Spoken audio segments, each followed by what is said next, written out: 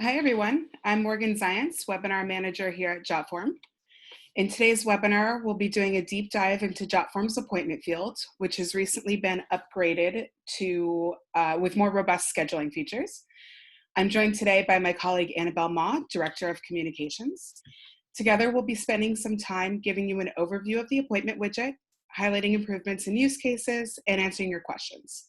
We've gathered a bunch of questions during the registration process that we'll try to address as we go, but if you have any questions as we go through today's webinar, please feel free to enter them into your Q&A box, and we'll do our best to address as many questions as possible at the end of our session. We also have David Wilson from our support team on the line, so he will be helping with the Q&A and answering all of the technical questions that come up. I will pass things over to Annabelle to get us started. Awesome. Thank you so much for that intro, Morgan. Hi, everyone. I'm Annabelle, and I'm really excited to be here today and chat with you more about Jotform's updated appointment field. So in today's webinar, we'll start with some background about Jotform and the appointment field, cover all the improvements, talk about how these improvements might serve your needs, show a demo, and close with a Q&A.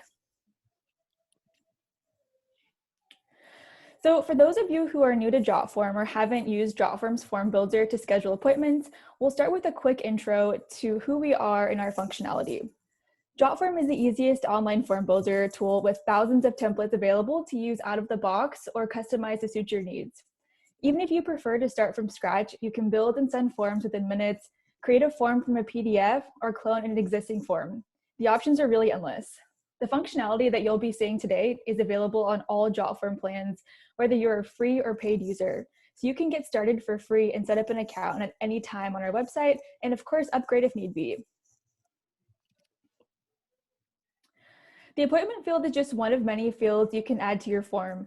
So if you're in the business of setting customers or patients up for appointments, you can simply drag and drop the appointment field into any form you're building, then either send out that form or embed it into an existing website for a seamless scheduling experience. So now that you have an overview of today's webinar, I'm going to pass the mic back over to Morgan to take a deeper dive into the appointment field. Well, thanks, Annabelle.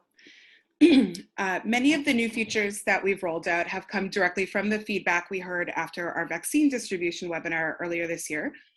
We heard from many health professionals, like I know many of you on the line are, that you're facing challenges around scheduling multiple appointments at one time and looking for more robust and flexible scheduling options. We listened to that feedback and have integrated more conditional logic options that allow patients to automatically select a first appointment and then another a set amount of time later. You can also use conditional logic to require or skip fields based on selected appointment times, change thank you pages that patients see when they registered, and select email recipients. The most obvious and current use case here is for vaccine distribution, where the most common vaccines by Pfizer and Moderna require 2 doses around 3 or 4 weeks apart, respectively. However, there are many reasons someone might need to schedule multiple appointments at one time. Maybe you're a therapist or counselor who's recommending weekly appointments for the next 3 months, a tattoo artist inking an intricate tattoo over 3 appointments with healing time needed between each appointment, or maybe you're an HR manager looking to schedule an interviewee with 2 different managers on 2 different dates. Some of this was already possible with the appointment widget, like scheduling regular appointments at set times. However, the new conditional logic options allow you to set clear parameters for these multiple appointments. So if your tattoo client has scheduled her first appointment for March 31st and you need 10 days before she can make her next appointment, she won't be able to schedule her second appointment until sometime after April 10th. While the conditional logic is the most complex new feature for the appointment field, there are now new options for time zone selection and reminder emails. The appointment field now includes the option to set a time zone that can't be changed or to detect a user's time zone. With regards to emails, form owners will now be able to send predefined emails at set times around the appointment. So for example, the default for Zoom, like some of you may have seen for this webinar, is to send a reminder email 24 hours and 1 hour before a session. You can now do the same thing with Jotform. We've also added add to calendar functionality so that form submitters can add their appointments to their Google, Outlook, and iCal calendars. And these features are all designed to increase the rate at which schedulers actually show up to their appointments. So for example, if you have perishable vaccines that you're worried about going to waste, hopefully this will help make sure that you are not wasting too many of them. If you're like me, it'll be much easier to understand this in context. So at this point, I'm going to switch over to a demo and show how all of this works. So I know most of you on the line are currently Jotform users, but for those of you who don't have a ton of experience with Jotform or are brand new, I just want to briefly give you a rundown of what you see when you log in. So in the center of your screen, you'll see any current forms that you have that are active. If you hover over them, you have some edit options. And then if you click on them, you can also review all of the submissions or reports based on submissions. And to create a new form, you have some options here. You can either start from scratch and create something entirely new, import a form from a PDF, clone an existing form, or pull something in from a web page. Or, oh, whoops, sorry about that. Or you can choose from over 10,000 templates that we have available that you can sort by type of form or by industry to find something that seems like a good fit, and then you can customize it to suit the needs of the form that you're creating.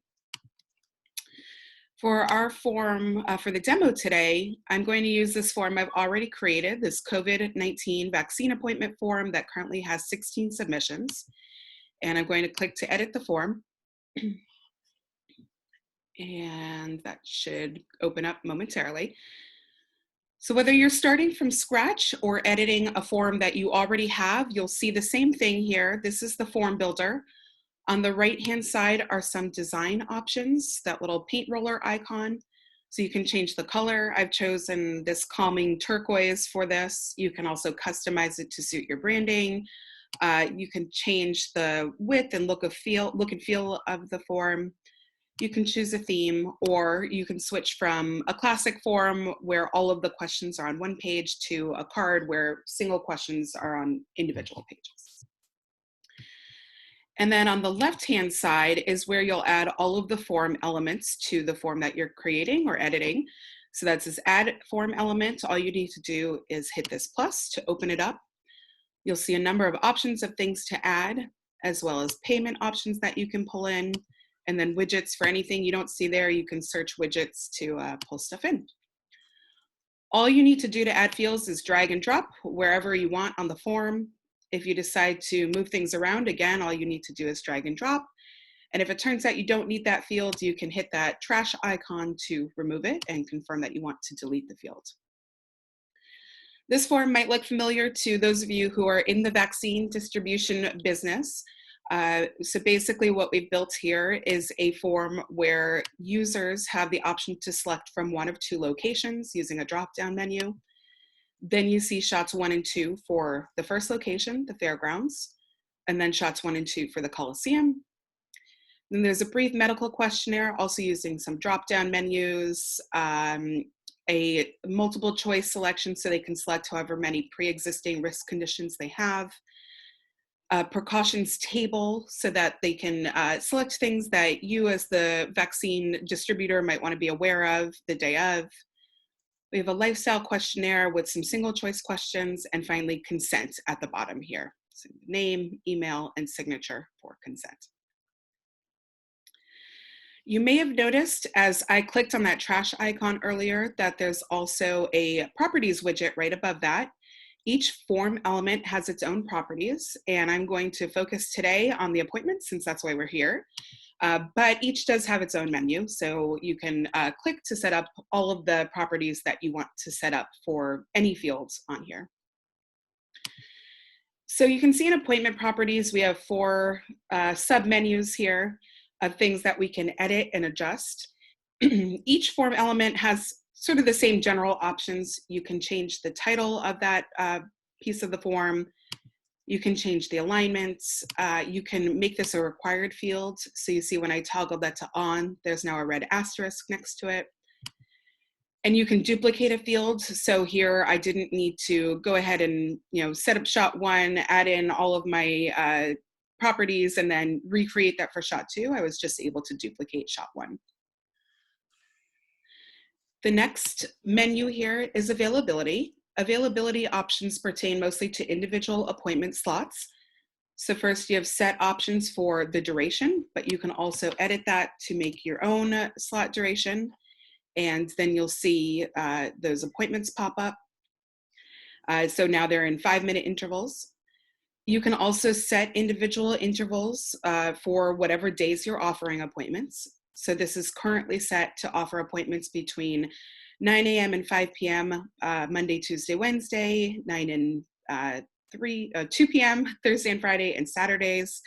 If I wanted to delete any of those, I can delete those Saturday appointments. If I wanted to change any of these, I could change that back to, let's say, 1 p.m. for Thursday and Friday. So so you can add in whatever intervals you need to add there.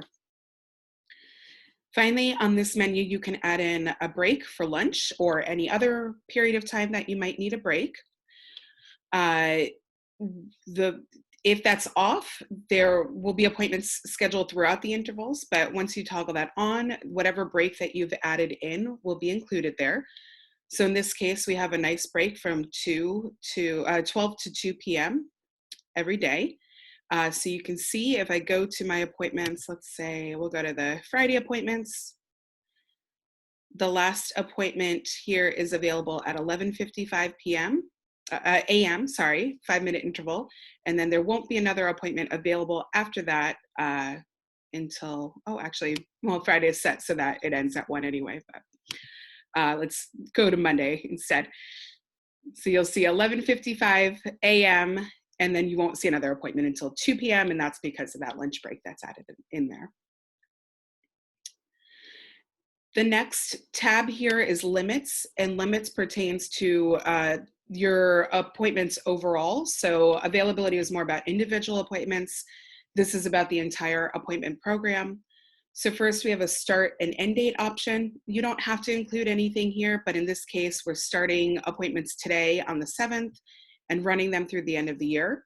If you're a new restaurant opening up and want to take reservations from today until indefinitely, you can delete that there. Delete the end date so that you're accepting appointments through whenever. You can also add appointments as on a rolling date basis so that appointments are available a number of days into the future. You can add in a holiday break here. So in this case, again, I'm offering appointments today through the end of the year, but I have a 2-week vacation the first 2 weeks of June. So if I go over to June, you can see that these appointments are grayed out and there are no appointments offered the first 2 weeks of June. Finally, the last two options on this page are maximum appointments per day and minimum scheduling notice. And these, I think, will help you as the person getting appointments make sure that you're fully prepared for whatever appointments you have. Maximum appointments per day allows you to set a limit on how many appointments can be booked. So for example, I have a friend who is a hairstylist at a salon, and as they reopen, they're doing so, of course, with additional sanitization precautions. And so she can accept appointments throughout the day, but has to have plenty of time to sanitize her station and can only take 4 clients every day so that she has that time to do that. So she can set that there. Minimum scheduling notice will mean that nobody can book this appointment, in this case, 24 hours before an appointment slot. So that means that if you're leaving on Monday at 5 and know that you don't have an appointment until 10 o'clock Tuesday and get to sleep in a little bit, you won't be surprised with somebody scheduling an 8 a.m. appointment that you didn't know existed. So you can, again, set that to be whatever is helpful to you. And of course, neither of these needs to have anything in it, but that's there as an option if you need it. Finally, the advanced features here is where some of those new features that I mentioned during the slides exist, and a couple of other things. I know one of the questions we got pretty frequently as you all registered for this was whether or not you could accept multiple people per appointment slot, and the answer is yes. You would just set that to group. So one-on-one means that, of course, only one person can come to each slot, but group, if you're doing an exercise class where you can allow 10 people, or a group therapy session, Or I know many COVID vaccination locations have, multiple nurses on staff able to do shots at one time. You can choose group and set the maximum number of attendees here. The next section is where you'd set those reminder emails that I mentioned during the slides. This is one of our new features. Again, you can toggle this to off and not send reminder emails at all, but in this case, this is set to that same Zoom default where we're getting 24-hour reminders and 1-hour reminders. Again, you can delete these, change them. You have some options for minutes and days as well. And right below that is where you would customize that reminder email. So this is the default currently for this form, but it's pulling in from the fields from within the form. You can remove any of these. You can change the text that's in here. I know we also got a lot of questions about giving people the option to reschedule or cancel appointments. So you can see by default, there is an option available here for that. So this is in the reminder email. And then here's where you see those options for people who are booking appointments to add to their Google, Outlook, and iCal calendars. So again, here's the email. You can also customize recipients and make sure that this doesn't end up in spam. And then you can also go to advanced and upload a file, hide particular fields, empty fields, whatever you need to do to customize this reminder email. The last couple of options on this tab pertain to the way your appointments are set up, and this I know varies regionally. So next you see time zone. This is, again, where you would set that, the new feature that I mentioned, where you can either set this to always display times in the time zone that you're setting this up in, regardless of where people are booking, or to auto-detect an attendee's time zone. So first you have the option to select your time zone. I'm on the West Coast of California, so Los Angeles time is the time zone that I'm using. I could set this so that everybody sees this calendar in LA time, but currently it's set to auto-detect their local time wherever they're booking from. I think this is especially helpful in things like what we're doing today, a web appointment, where I've set this up in my time. I know when I'm hosting the meeting, but if I have somebody attending from Sydney, they'll see it in their time, and there's no need for either of us to do the mental math to calculate their time zone. Finally, there are some options for, again, the way the calendar looks. And again, I know this varies regionally, so you can change the date format, the start of the week, Monday or Sunday week, and you can switch from 24-hour to an AM, PM calendar. Great, so again, just to quickly summarize, in advanced, you'll see the options to set the number of people who can come to each slot, set your reminder emails, change the look and feel of the calendar. In limits, you're setting kind of the overall appointments that you're accepting your entire appointment program, and availability is mostly about individual appointments themselves. At this point, I'm going to say that my form is set up the way I want it, so I've added all of the fields, and I have customized each field to the way I want it to look, and added all of the properties in there. The next thing I'm going to do is hop from build, which is what we're in now, to settings. And this is where I can add in those conditional logic options that, again, are new and that we talked about during the beginning of the webinar. So on this tab, you'll see a number of options. I'm not going to go into anything but conditions currently, but you do have the options to edit emails, thank you pages. Integrations is where you can integrate with your calendar or other services that you're using. So there's a bunch of options here, but let's go into conditions first. The first thing I want to do is set this up so that when somebody selects that the Coliseum is their closer location, they're only seeing appointments for the Coliseum so that there's no confusion on their end about where they're booking. So I'm going to do that by saying which vaccine location is closest to you. And I'm going to say if that is equal to the Ring Central Coliseum, I want to show multiple. And in this case, I want to show shots 1 and 2 for the Coliseum. And I'll do the same thing for the fairgrounds. So again, show hide fields if vaccine location is equal to fairgrounds. I want to show multiple, and then in this case, I will show the 2 appointments for the fairgrounds. So now this is set up so that once they make that selection, they're only seeing the appropriate appointments for them. The next thing I'm going to do is set up the form so that once the first appointment is booked, they can only book their second shot within the appropriate time range after.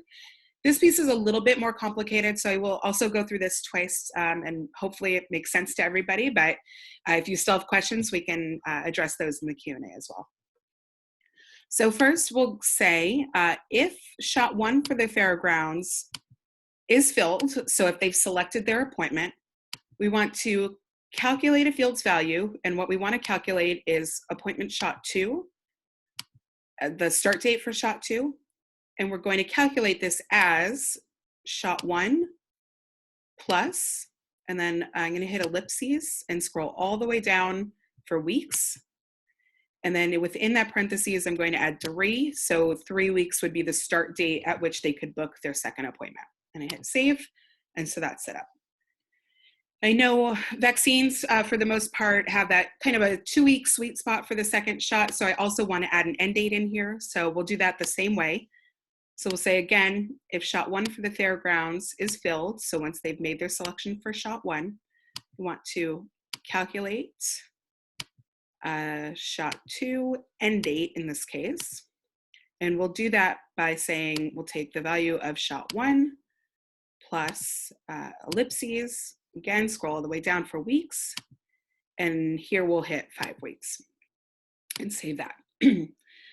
So now this is set up so that once somebody at the fairgrounds books their first shot, they can only book their second shot 3 to 5 weeks after that first shot.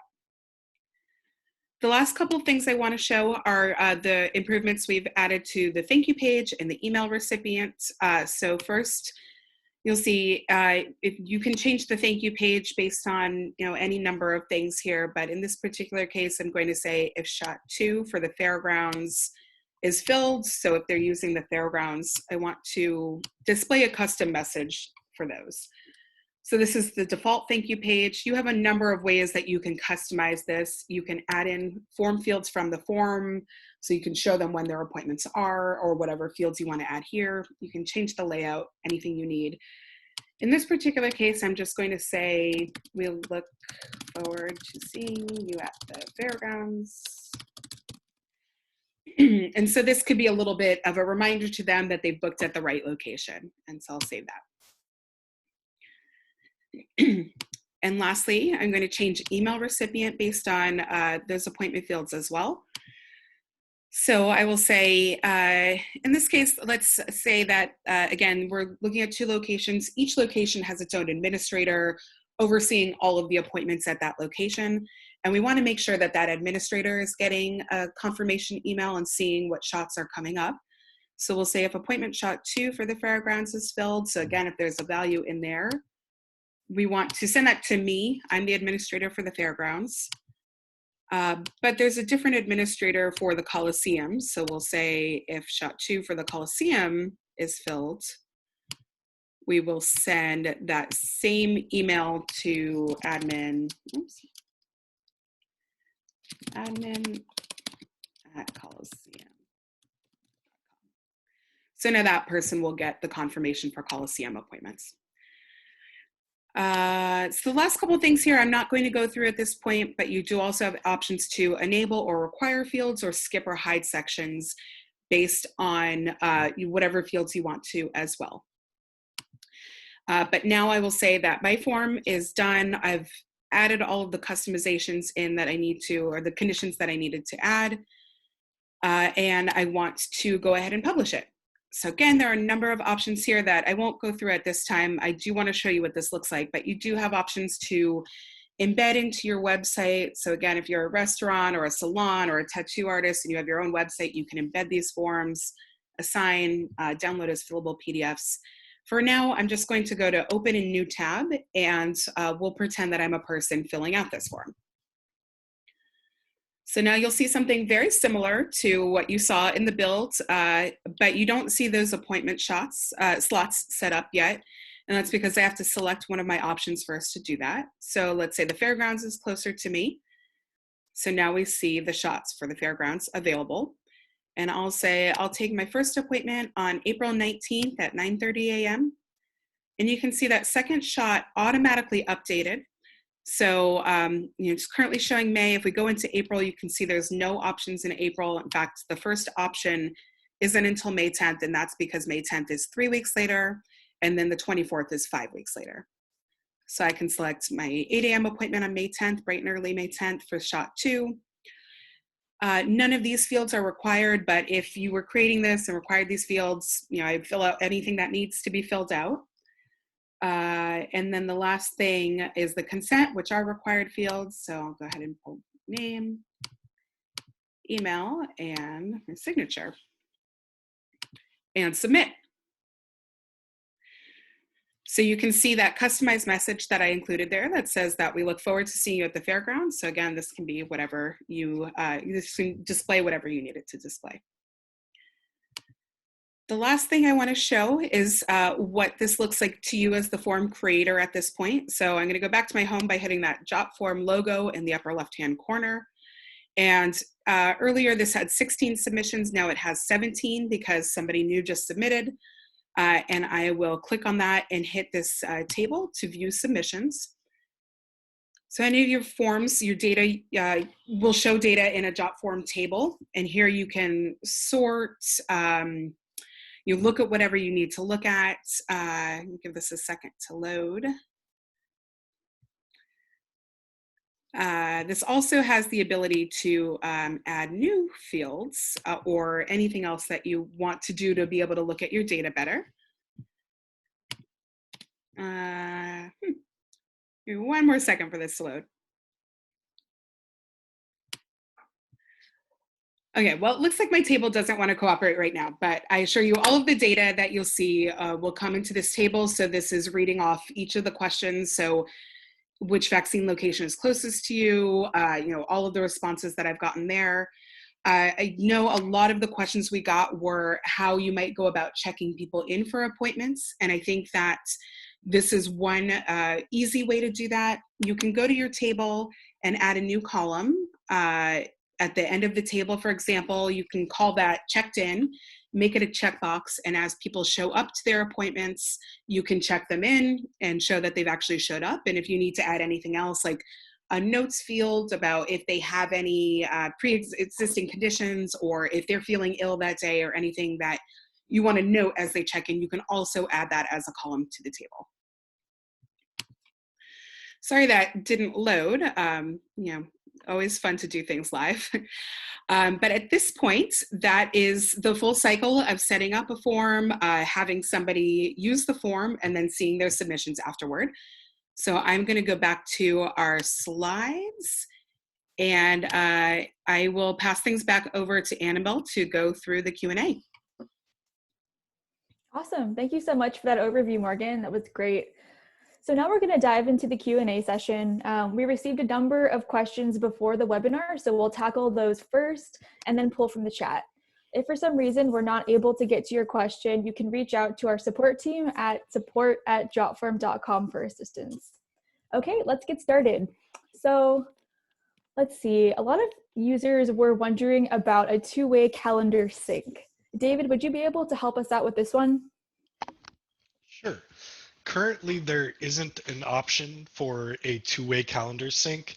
We do offer the ability to update an appointment calendar like a Google Calendar or something of that nature with the appointment, but no ability to pull the availability from a calendar to populate the appointment fields.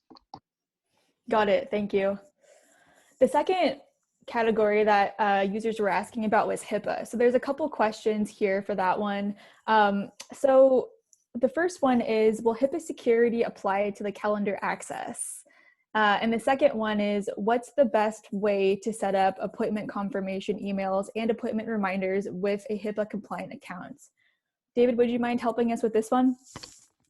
Sure. So the calendar access is not under HIPAA compliant protection because it doesn't present any user data within the calendar.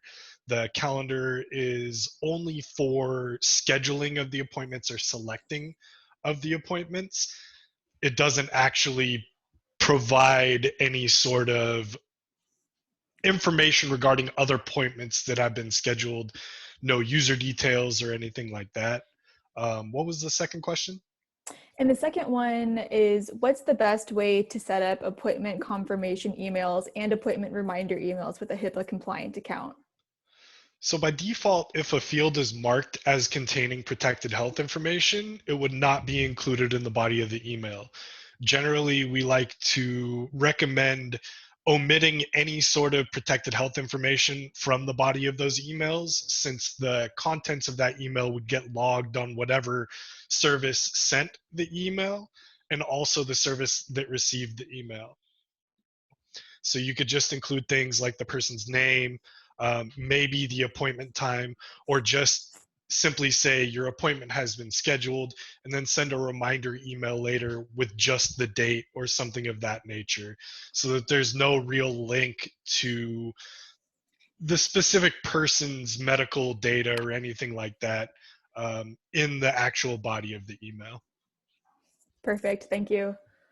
The next question is canceling or rescheduling appointments on the booker's end and the creator's end. Morgan, would you be able to help us with that one? Yeah, so I did show briefly in the reminder emails, there's that option there. You can also set up as your confirmation emails. So when somebody uses your form, they'll receive a confirmation email. You can also set that up to include a cancellation option there. And then I wanted to show this, but since the table isn't cooperating, you as the creator of the form have the option to change appointments as well. You can do that through the table or through the same link that that a scheduler has scheduled the form with. David, is there more that you would add to that?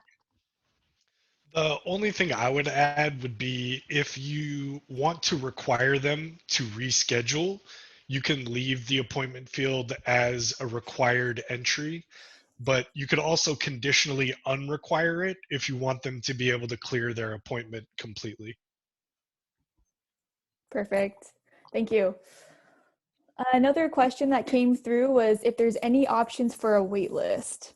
David, do you have any answers for this one?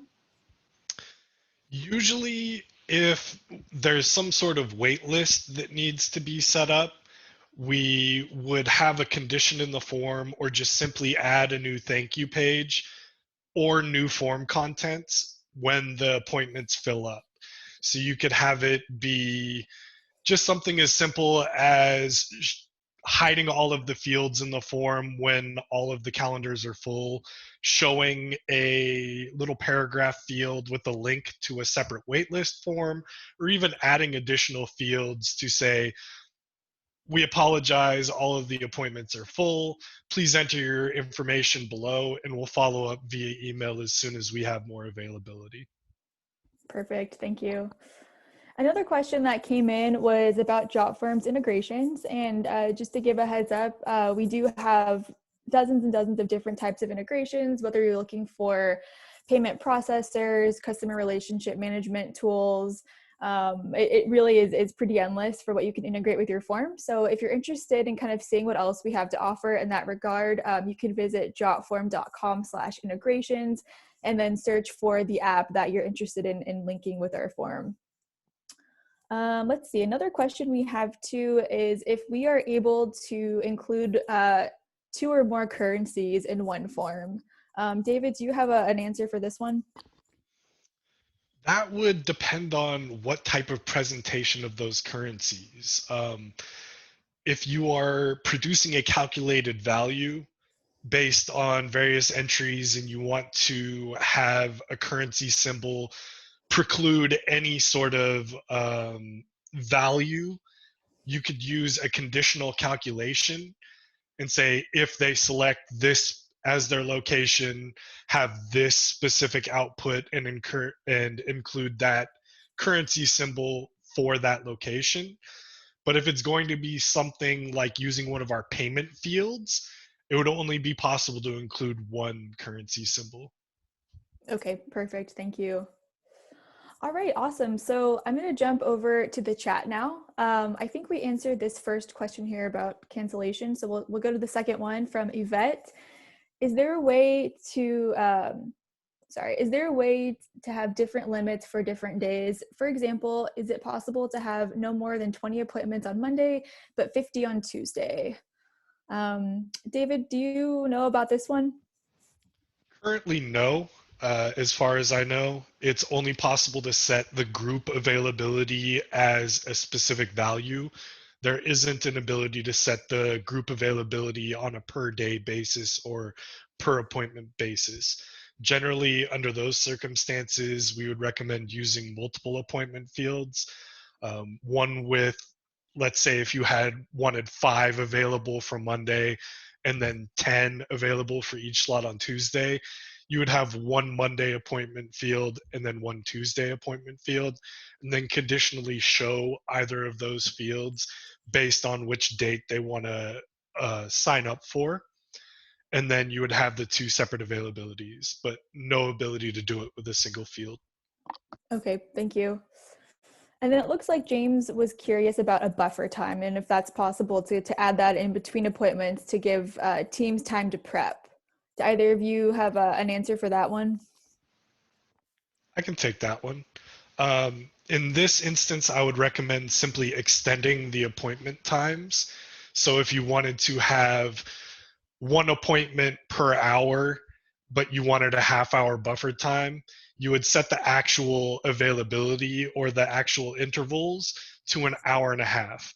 So while the person coming in would only occupy that hour, and you could let them know via email that their appointment isn't necessarily, or like put a paragraph in the field in the form with a little explanation that their appointment isn't necessarily going to be an hour and a half. That gives you that sort of built-in buffer time, but there isn't an ability to have the intervals be, let's say, 30 minutes and then just apply a 5-minute buffer time or anything like that. It would need to be accommodated in the actual appointment intervals. Perfect, thank you. So we have another question from Michelle. Is there an option to see a list of who has signed up each day on a calendar? So Michelle, if you use Jotform tables, there's different viewing options where you can view the submissions in a table, card, report, or calendar view. So I'd say probably just head into your form and then click on table and then check out the different viewing options to see which one works best for you. And then let's see here, we have another question. How does my reception desk conceal the submissions? So that's going to be the same as the last answer. They can view all of the submissions through Jotform.